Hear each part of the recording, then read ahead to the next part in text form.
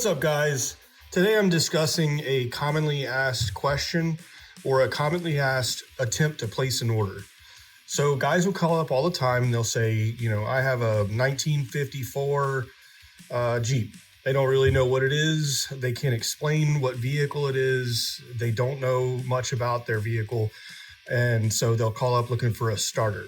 Now, what we've got is we've got starters that match certain model numbers of starter.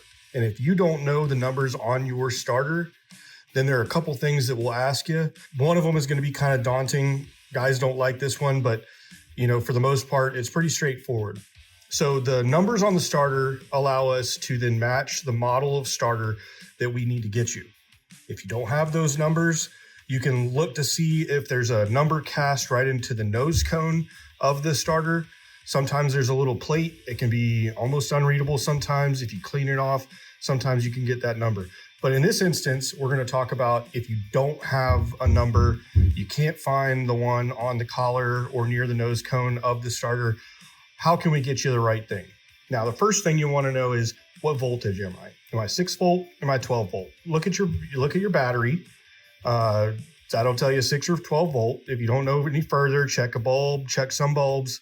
Check to see, what the voltage is on those bulbs. So once you've determined that, then we're going to ask you a few questions so that we can get you the right starter for your vehicle. Engines get swapped all the time, and that's why we bring this up. So the first question will be, what is the center to center measurement between the mounting holes of your starter to the bell housing, right? So that's going to be center to center right there on those two bolts. Now, the next thing is, what is the diameter of your register, the hole in the bell housing where the starter will go through? The last one, I always tell guys, this isn't going to be a quick thing. Call me back and, let me know this information. The last one will be, what is your flywheel ring gear tooth count? Now, we're not talking about the tooth count on the Bendix of the starter.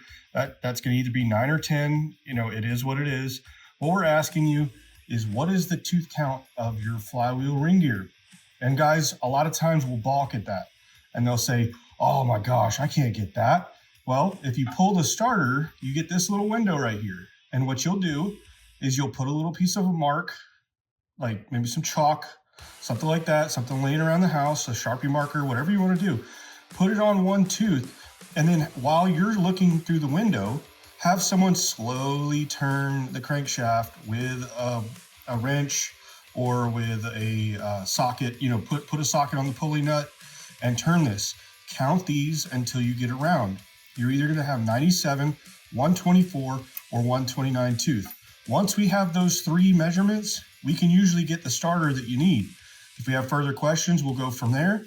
But that's how to get you a starter if you really don't know what it is that you're needing. A starter isn't just a starter on a Jeep or on a Willys. So I hope that helps. Thanks for watching, guys. Have a great day.